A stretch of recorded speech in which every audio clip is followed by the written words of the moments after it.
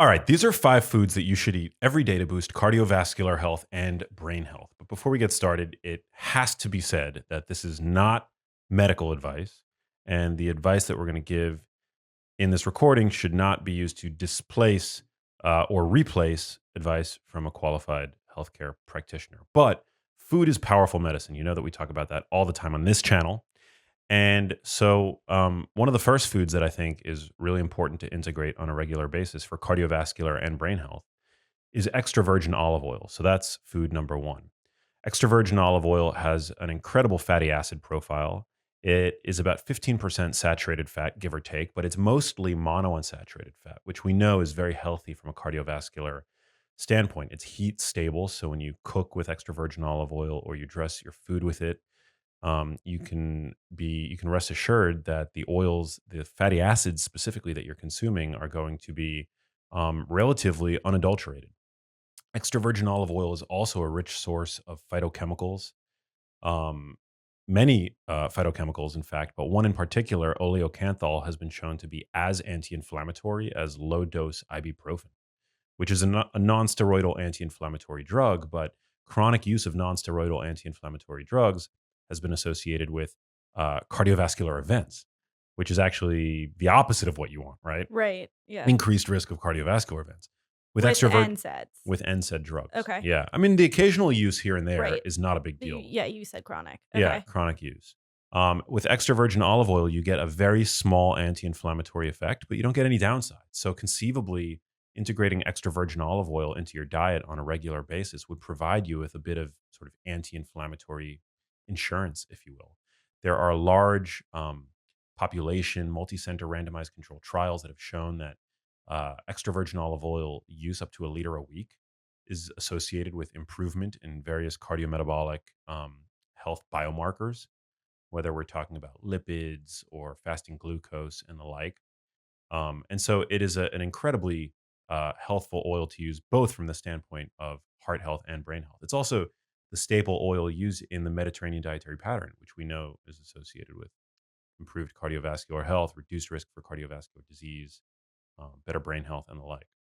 Okay. Cool. And extra virgin olive oil is best consumed when found like just in your pantry, not like a supplement or like a fish oil type thing. It's just like food. Yeah, I would not recommend using it as a supplement or anything like that. I think it's just great to use as a food. You still want to be mindful of the fact that it's a calorically dense food because Mhm. it's it is pure fat, so it's going to contain 9 calories per gram. But I do think that the benefits of consuming extra virgin olive oil regularly outweigh any downside. You can use it to dress, your eggs with, salads with. You can cook with it at low to medium temperatures. It's kind of a myth. People have this Mhm. idea that you're not supposed to cook with it, but you actually can cook with it. In the Mediterranean region of the world, they're cooking with extra virgin olive oil. We recently were chatting about storing olive oil, and I just want to add that to like little fun fact about how you should store extra Yeah, virgin olive oil. you want to keep it away from heat and light, and Okay. you want to buy it in small bottles. This is something that most people don't realize. Right.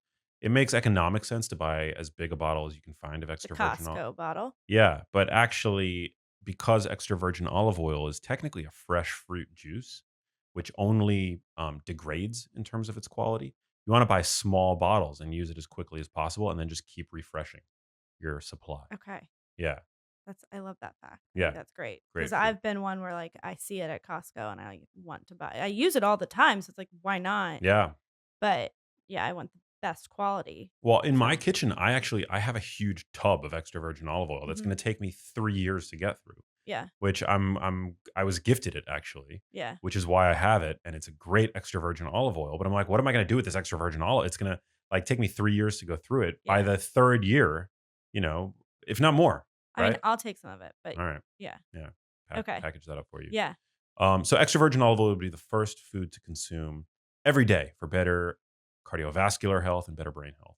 Okay. And Hit us with the second. the second food would be dark leafy greens. So, dark leafy greens are not just one of the most nutrient dense foods available. They're a good source of dietary fiber, which we know helps to support gut health. It feeds the microbiota, which churn out um, powerful anti inflammatory. uh, short chain fatty acids, among other types of compounds, butyrate being one of them. So we know that dark leafy greens can potentially play a role in reducing inflammation in the body. We see that, for example, fruit and vegetable consumption, dark leafy green consumption is associated with lower levels of inflammation. But where heart health is concerned, dark leafy greens are a rich source of compounds called nitrates, which we know support the nitric oxide pathway in the body, which is really important for reducing blood pressure and encouraging healthy blood flow all throughout the body. And yeah, and blood pressure, maintaining a nice, healthy blood pressure is super, super important. And so dark leafy greens play a powerful role there. But one caveat that I would add is if you are just like bulldozing into your salad and eating it really fast, you are probably shortchanging the ability of your ability to extract the most cardioprotective benefit from those dark leafy greens, because actually it's the bacteria in our mouths that reduce the nitrate in dark leafy greens to nitrite, which is then what enters that pathway. Okay, so when you get your bowl of dark leafy greens or you're sitting down for lunch, it's really important to like chew Yes. and slow down because if you don't chew and you shovel it in while sitting at the computer, I'm talking to myself as I did today, you're missing out on the benefits that Yeah. come along. Well, you're not you're shortchanged, I would say. You're Okay. still getting benefit. I mean, Right. however you want to eat them, like you're still getting some degree of benefit, but to maximize the benefit, you want to make sure that you're chewing it you're taking your time to chew your greens, Okay. because you have bacteria in in your mouth, on your tongue, that are responsible for that conversion of the nitrate, which is found in dark leafy greens, to Right. nitrite. Humans don't possess the enzymes required to do that. We actually rely on oral bacteria for that conversion. Okay. And I just want to add a tidbit that if you bringing up mouthwash, that if I use mouthwash, I'm getting rid of that bacteria Yeah. that's gonna help convert that nitrite to nitrate. Yeah, so that's one of the problems Okay. with Sorry, frequently go using, antiseptic mouthwash, is you're okay. killing the bacteria. That's that bacteria that's helping me while I chew my salad Yeah. to okay, Yeah, 100%. just making that So that connection. may be why in some studies, some observational studies, you see a doubling of risk for hypertension for people who frequently use antiseptic mouthwash. We need Okay. to confirm that with larger trials. Okay. Um, this was the study that I'm referencing was an observational study Yeah. used an obese cohort, so they were already in pretty poor metabolic health, but conceivably there is what's called scientific plausibility that regularly nuking the bacteria in your mouth, particularly, for example, in the setting before eating a salad. Not that many people are rinsing with mouthwash before they eat, right? But it Right. could conceivably have an effect on your ability to extract a cardioprotective benefit, or the maximum cardioprotective benefit, Interesting. from your dark leafy greens. Okay, interesting. I hadn't Yeah. connected fully that process. Yeah. Okay, cool. All right, Yeah. that was number 2. Yeah. So 3 is dark chocolate. So dark chocolate is part of a group of plant-based foods that are rich in compounds called flavanols. And we're now starting to see the heart health benefits of these flavanols, so much so that the Academy of Nutrition and Dietetics recently issued a daily recommendation for flavanol intake of about 500 milligrams a day of these plant compounds, which seem to show wide-reaching benefits in terms of their impact on the brain and the body and the heart. And dark chocolate is rich in these compounds, specifically flavanols. And in fact, there was a study that was performed. It was a large population, about 21,000 people, randomized control trial called the Cosmos study, that found that daily supplementation with these flavanols was associated with a 20% improvement in important heart health outcomes. And the issue with flavanol intake, and specifically when trying to get your flavanols from dark chocolate, is that flavanols are not listed on dark chocolate, like on the ingredients list. So that's actually why I'm a huge fan of Cocovia, which is a company that I've been a fan of for a while, because they've been working for 20 years to extract, standardize, and I think most importantly, study these compounds. And so they have an extract called Coco Pro, where you know exactly what you're getting. You're getting 500 milligrams of cocoa flavanols in a serving. And yeah, these compounds are super, super important. In fact, when we formulated the smoothie, right? Like Yeah, we have a smoothie at Earth Bar locations in California. the Genius smoothie. Yeah, we seized the opportunity to integrate Cocoa Pro by Cocoa Via Right. into the smoothie, which is so great. So you're actually getting the standardized like dose that has been studied in that, in that Cosmos trial in the smoothie. But it's pretty cool that Via Coco Via. via Cocoa Via, yeah. And Cocoa Pro. And so Cocoa Via, yeah, they've been working really hard diligently to like standardize that extract.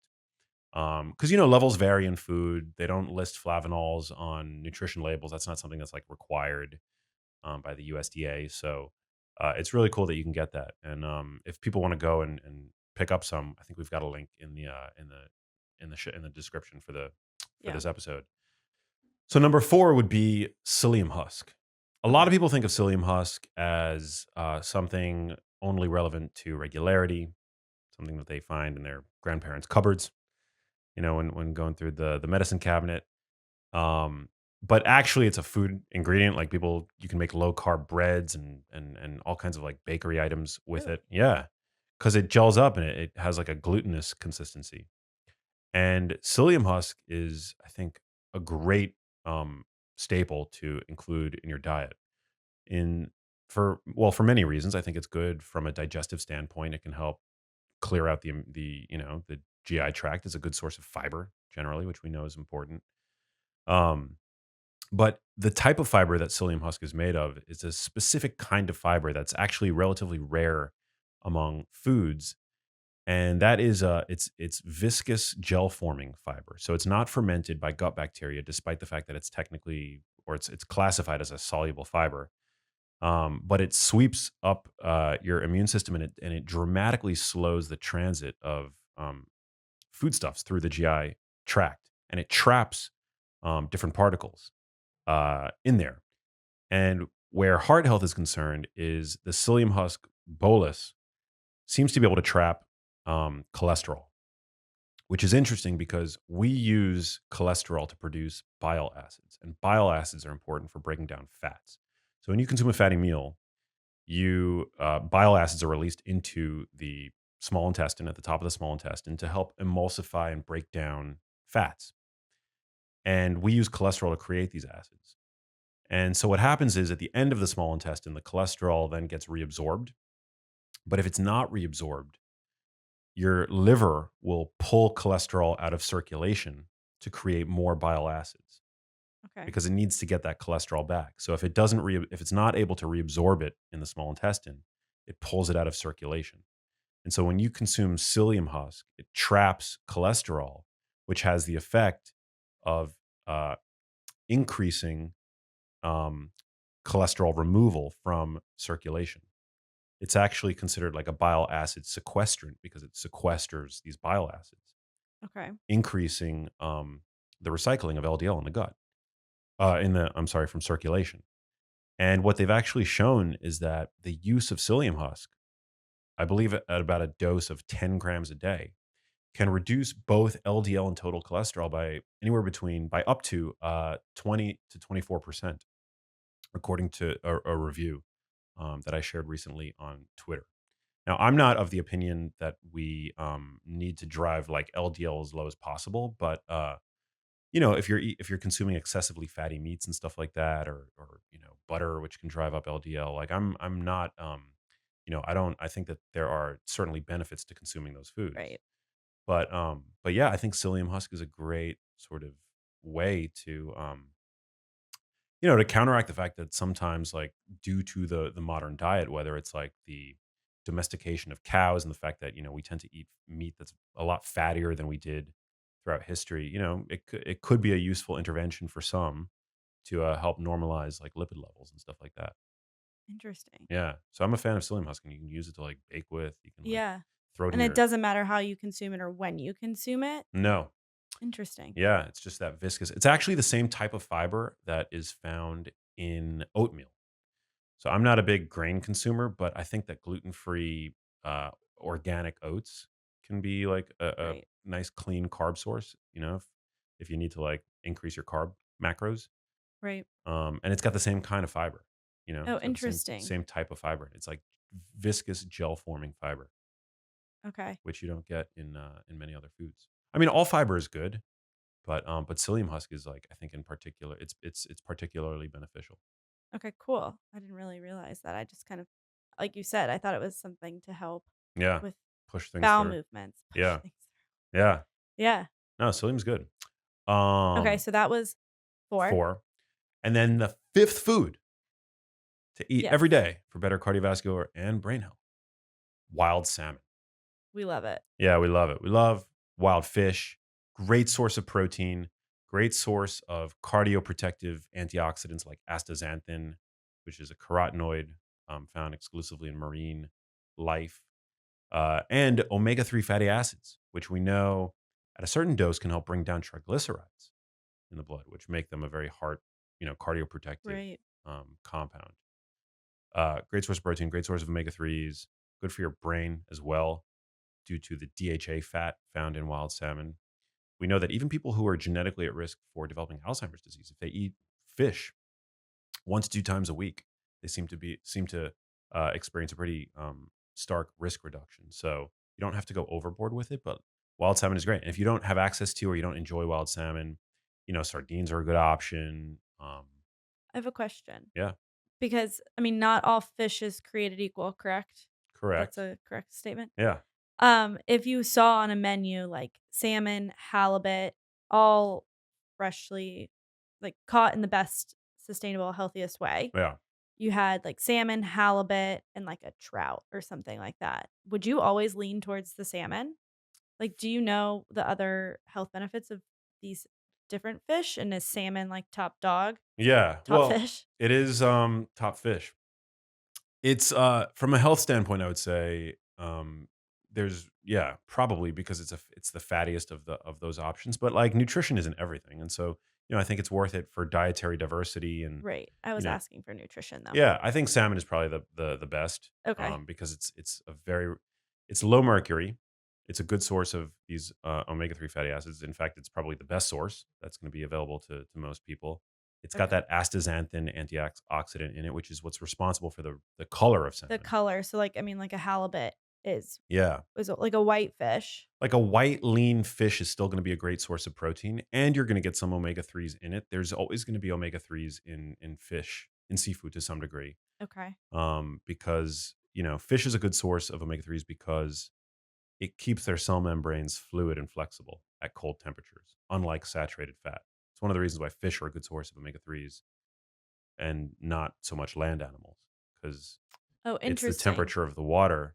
Yeah, in the cold temperature of the water, their cell membranes need to be comprised of fats that aren't going to become solid at those temperatures, the way that saturated fat would.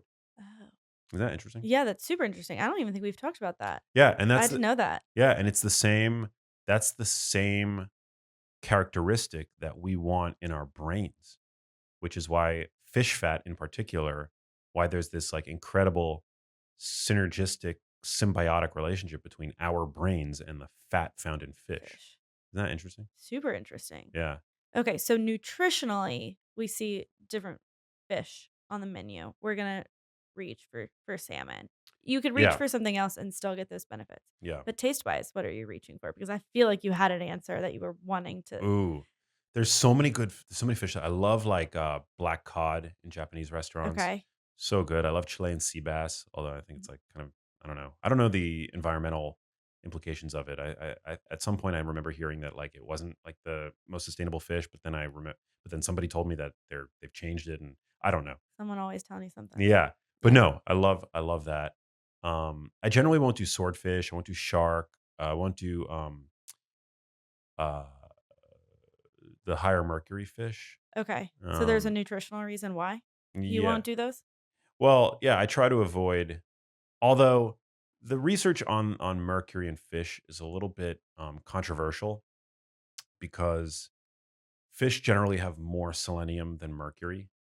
This is not a you know like an open and shut conversation. There's definitely controversy here, but a lot of the earlier studies on mercury toxicity from fish were actually, they weren't using fish. They were using like mammals that were very high mercury, but very low in selenium. But there is some thinking out there, and it might be uh, more fringe. So I'll just put that out there. If I were like, a pregnant or breastfeeding woman, for example, I would probably opt for the lower mercury fish. Okay. But there is some thinking that it's really about the selenium to mercury ratio. So people can look into that Yeah. come to their own Okay. conclusions. Yeah. Cool. But like albacore tuna, like I go to, I'll eat that um, when given the opportunity. But generally, like I try to stick to salmon. And sardines and things like that. Like lower fish that are lower on the totem pole, so that they, there's less of a mercury exposure risk, Okay. if that That's makes sense. yeah, no, it makes total sense. Yeah. Just curious the thought process when being presented with a bunch of fish. Because Yeah. that's like you look at a menu and you have all these facts, but you want to make the best decision possible Of for you course. nutritionally. But if Yeah. you're out there craving the halibut, go for it. Go for it. For the halibut. Yeah. Live your best life. Did you get my joke there? Nope. Cool. No, over my head. All right. Well, those are the 5 foods to eat every day for better cardiovascular and brain health. Hope it helped. Hey, if you liked that video, you need to check out this one here, and I'll see you there. Inflammation is a natural function of our immune system. It's meant to spot clean cuts, wounds, scrapes, bruises, and things like that. A life-saving, actually, function of our immune systems that's become hijacked today by the fact that our diets have become pro-inflammatory and our lifestyles